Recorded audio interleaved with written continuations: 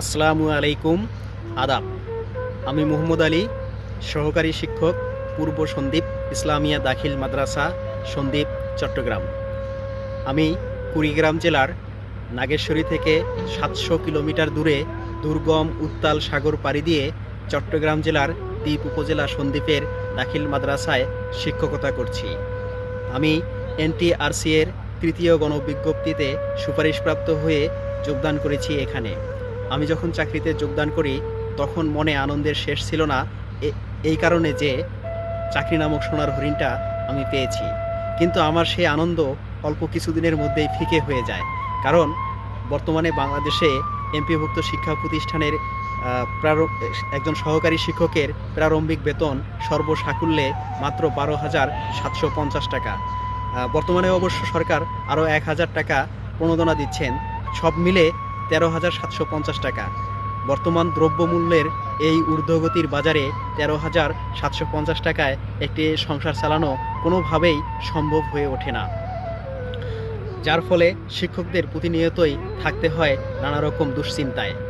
যাই হোক, আমরা যখন যোগদান করি তখন মনে বড় প্রত্যাশা ছিল যে পরের গণবিজ্ঞপ্তিতে আবেদন করে নিজের এলাকায় কিংবা পার্শ্ববর্তী কোনো এলাকায় চলে যাব।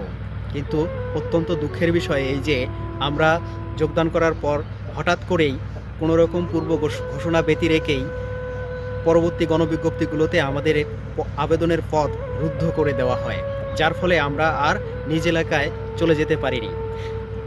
এর প্রেক্ষিতে আমরা দীর্ঘদিন ধরেই বদলি কিংবা অন্য কোনো উপায়ে প্রতিষ্ঠান পরিবর্তনের মাধ্যমে নিজ এলাকায় ফিরে যাওয়ার দাবি জানিয়ে আসছি।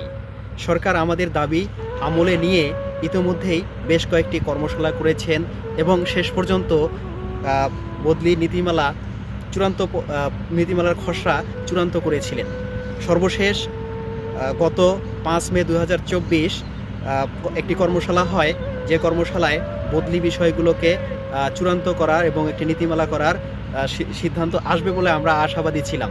কিন্তু সেখানে সরকারের ঊর্ধ্বতন কর্মকর্তাদের ঘোর বিরোধিতায় আমাদের বদলি বিষয়টি আর চূড়ান্ত হয়ে ওঠেনি এবং সেটিকে অনির্দিষ্টকালের জন্য স্থগিত করে রাখা হয়েছে এবং আমরা আদৌ কখনো বদলি পাবো কি না এটি আমরা এখন নিশ্চিত নই।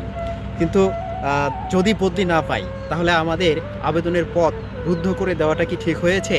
আসলে এনটিআরসি সৃষ্টির আগে যখন কমিটির মাধ্যমে নিয়োগ হতো তখনও শিক্ষকেরা এক প্রতিষ্ঠান থেকে আরেক প্রতিষ্ঠানে শূন্যপদ থাকা সাপেক্ষে এবং নিয়োগ থাকা সাপেক্ষে প্রতিষ্ঠান পরিবর্তনের সুযোগ পেয়েছেন। এনটিআরসি যখন সৃষ্টি হয়েছে, এনটিআরসির সনদধারীরা কমিটির মাধ্যমে নিয়োগপ্রাপ্ত হলেও তারাও সুযোগ পেয়েছেন প্রতিষ্ঠান পরিবর্তনের শূন্যপদ থাকা সাপেক্ষে কমিটির মাধ্যমে। কিন্তু তারপরে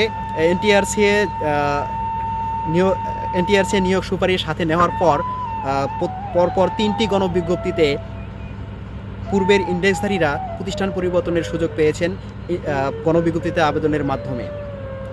কিন্তু হঠাৎ করে তৃতীয় গণবিজ্ঞপ্তির পর এই আবেদনের প্রক্রিয়াটা বন্ধ করে দেওয়া হয়, যার ফলে ইন্ডেক্সধারীরা আর প্রতিষ্ঠান পরিবর্তনের সুযোগ পাচ্ছেন না। আসলে প্রতিষ্ঠান পরিবর্তনের সুযোগ না পেলে আমরা যারা এত দূরে চাকরি করছি আমাদের কোনোভাবেই চাকরি করাটা সম্ভব হয়ে উঠবে না। আমরা প্রতিনিয়তই নানাবিধ দুশ্চিন্তায় থাকি, যার ফলে আমরা সঠিকভাবে পাঠদানে মনোনিবেশও করতে পারি না। আমরা যখন এখান থেকে ছুটিতে বাড়িতে যাই এবং ছুটি কাটিয়ে যখন বাড়ি থেকে এখানে আসি তখন আসার দিনে এক হৃদয় বিদারক দৃশ্য চোখের সামনে ভেসে দৃশ্য দেখা যায়। আত্মীয় স্বজন যারা রয়েছেন সবাই কান্নাকাটি করেন, স্ত্রী সন্তান সবার চোখের পানি দেখে নিজের অজান্তেই আমার নিজের চোখ দিয়েও পানি চলে আসে। তখন আর বাড়ি থেকে আসতে ইচ্ছে করে না, কিন্তু আসতে ইচ্ছে না করলেও আসতে হয় যে আমাদের তো চাকরিটা করতে হবে। বড় আশা নিয়ে আমরা আসি যে হয়তোবা সরকার আমাদের জন্য একটা সুব্যবস্থা করবেন, আমাদের প্রতিষ্ঠান পরিবর্তনের একটা ব্যবস্থা করবে, কিন্তু এখনও আমাদের সেই ব্যবস্থাটি করা হয়ে ওঠেনি। আসলে আমরা যেখানে চাকরি করি, বিশেষ করে আমি যেখানে চাকরি করি, এই এলাকার মানুষের মুখের ভাষা এবং আমার ভাষার মধ্যে বিস্তর তফাৎ রয়েছে। এমনকি এখানকার মানুষেরা যে প্রমিত ভাষা, এই প্রমিত ভাষায় কথা বলতে পারেন না বা বলার প্রয়োজনীয়তা মনে করেন না, এবং প্রমিত ভাষাটাও তারা ঠিকভাবে বুঝে উঠতে পারেন না।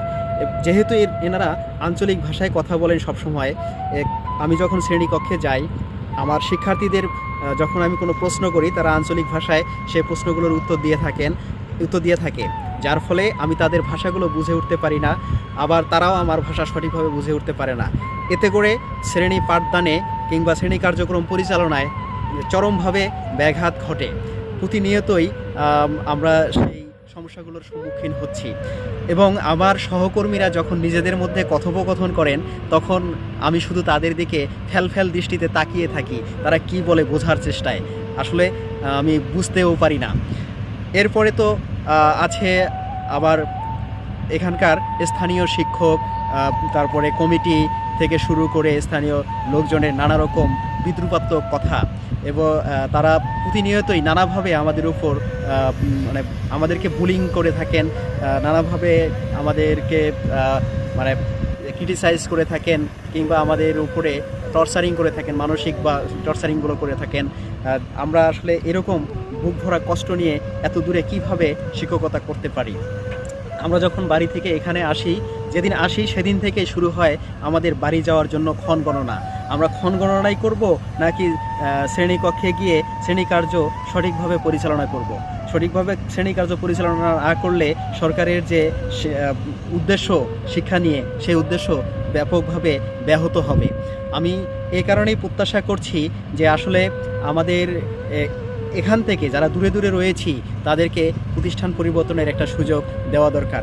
আসলে শিক্ষকতা পেশাটা আমার কাছে মনে হয় স্থানীয় পর্যায়েরই একটা পেশা, কারণ স্থানীয় পর্যায়ের যারা শিক্ষার্থী রয়েছে তাদেরকে নিজের ভাষায় যেভাবে বোঝানো সক্ষম হবে অন্য এলাকার একটা শিক্ষক এসে সেইভাবে কখনোই বোঝাতে পারবেন না।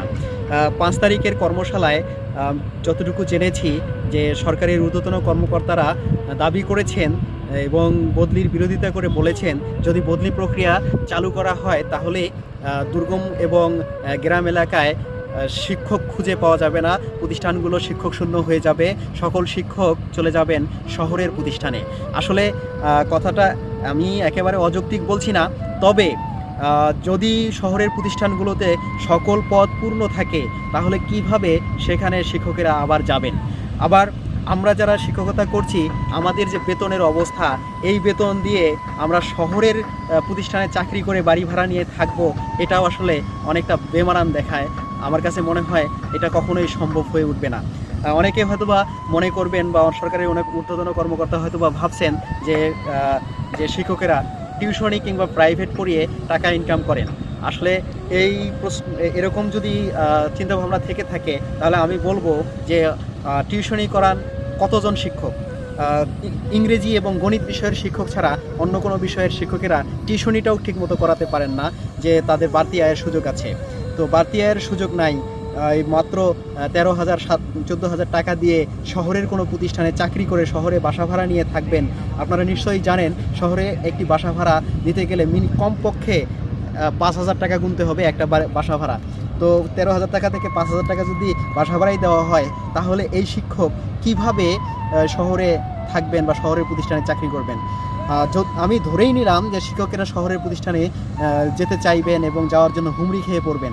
তো সেক্ষেত্রে আমি এবং আমরা যারা বদলি প্রত্যাশী বহু দূরে চাকরি করছি তাদের পক্ষ থেকে আমি বলছি যে আসলে আমরা শহরের প্রতিষ্ঠানে যেতে চাই না, আমরা আমাদের নিজ উপজেলার যে প্রত্যন্ত অঞ্চলের প্রতিষ্ঠানগুলো আছে আমরা সেই প্রতিষ্ঠানগুলোতে যেতে চাই। আমরা প্রয়োজনে আপনারা চাইলে এরকম শর্ত জুড়ে দিবেন যে আমরা শহরের প্রতিষ্ঠানে আবেদন করতে পারবো না, শহরের প্রতিষ্ঠানে যেতে পারবো না, আমরা তাতেও রাজি আছি। অনুগ্রহ করে দয়া করে আমি আপনাদের কাছে সরকারের ঊর্ধ্বতন কর্তৃপক্ষের কাছে যারা শিক্ষা সংশ্লিষ্ট ব্যক্তি রয়েছেন, যারা আমাদের এই শিক্ষা সেক্টরটাকে দেখে থাকেন, যারা আমাদের নিয়ন্ত্রণ করে থাকেন, যাদের অধীনে আমরা রয়েছি তাদের কাছে আমার বিনয়ের সাথে অনুরোধ আপনারা আমাদের যে কোনো উপায়ে প্রতিষ্ঠান পরিবর্তনের একটা সুযোগ দিন, যাতে আমরা নিজ এলাকায় গিয়ে আত্মীয় স্বজন, বাবা মা, তারপরে স্ত্রী সন্তান সবাইকে নিয়ে দুমুঠো ডাল ভাত খেয়ে বাঁচতে পারি। আমি আজকে মাননীয় প্রধানমন্ত্রী জননেত্রী শেখ হাসিনার কাছে বিনয়ের সাথে অনুরোধ করছি, আপনি আমাদের এই বিষয়টা একটু গুরুত্ব সহকারে দেখবেন। আসলে আমরা অত্যন্ত দুঃখ দুর্দশার মধ্যে এখানে দিনাতিপাত করছি। আমাদের কষ্ট যদি আপনারা না বোঝেন, আমরা যদি কষ্টে থাকি, আমরা যদি হতাশায় থাকি, আমরা কিভাবে শ্রেণী কার্যক্রম পরিচালনা করব। এরপরে এই তো যে গত 5 তারিখের যেদিন আমরা শুনলাম যে বদলি প্রক্রিয়া আপাতত চালু করা হচ্ছে না, এটি শোনার পর 5 তারিখ রাতে আমি ঘুমাতে পারিনি। আমার মতো হাজার হাজার শিক্ষক, তাদের রাতে আর ঘুম হয়নি।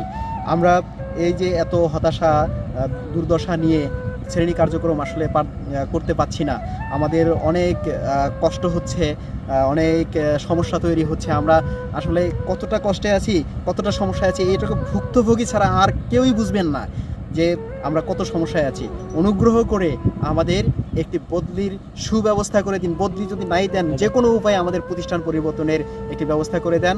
মাননীয় প্রধানমন্ত্রী, মাননীয় শিক্ষামন্ত্রী, সরকারের ঊর্ধ্বতন কর্মকর্তা কর্মচারীবৃন্দ, যারা শিক্ষা সেক্টরে রয়েছেন, যারা আমাদেরকে পরিচালনা করে থাকেন, শিক্ষাকে পরিচালনা করে থাকেন, তাদের কাছে আমার বিনয়ের সাথে অনুরোধ, অনুগ্রহ করে আমাদেরকে একটিবারের জন্য হলেও আমাদের নিজ এলাকায় ফিরে যাওয়ার সুযোগ করে দিন।